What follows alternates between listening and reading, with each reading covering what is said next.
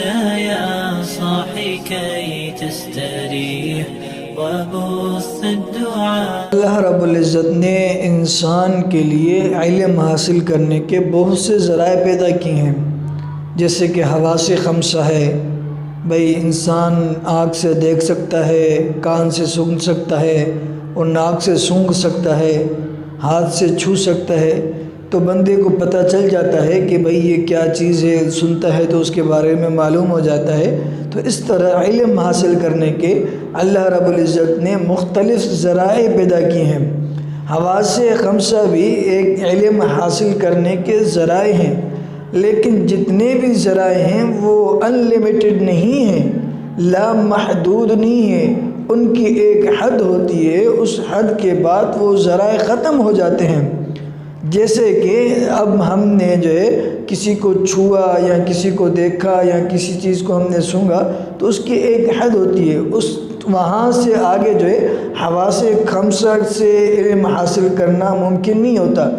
اس کے بعد جو ہے جہاں پہ حواس خمسہ کے ذریعے سے علم حاصل کرنا ممکن نہیں ہوتا تو آگے جو ہے اللہ رب العزت نے علم حاصل کرنے کا دوسرا ذریعہ انسان کو دے دیا ہے۔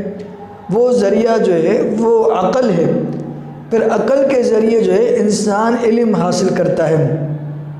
جیسے کہ میرے سامنے یہ میز رکھی ہوئی ہے اور بندے کو جو ہے جب اس کو چھوئے گا، اس کو دیکھے گا تو اس کو پتہ چل جائے کہ بھئی ہاں یہ چیز ہے،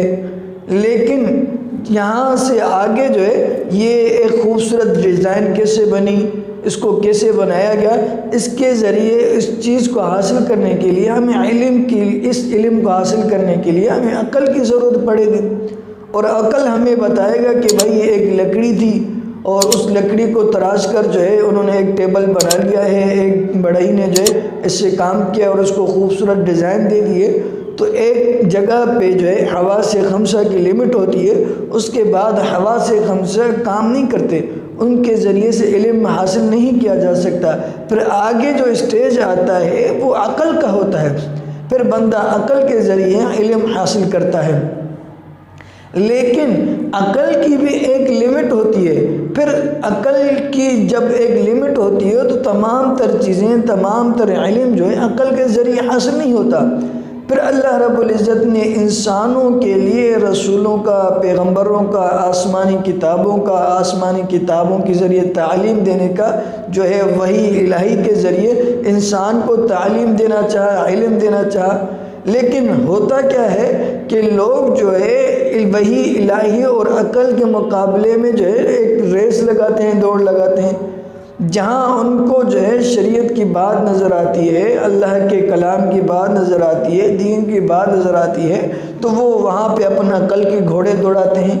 حالانکہ جس نے بھی شریعت کے مقابلے میں، وحی الہی کے مقابلے میں، اللہ کی کلام کے مقابلے میں، اللہ کے دین کے مقابلے میں اپنے عقل کے گھوڑے دوڑائے ہیں تو وہ کامیاب نہیں ہوا۔ جب شیطان کو کہا گیا وَإِذْ قُلْنَا لِلْمَلَائِكَةِ اسْجُدُوا لِآدَمَ فَسَجَدُوا إِلَّا إِبْلِيسَ، جب تمام فرشتوں کو کہا گیا کہ بھئی آدم علیہ السلام کو سجدہ کرو تو سب نے سجدہ کیا، لیکن شیطان نے سجدہ نہیں کیا۔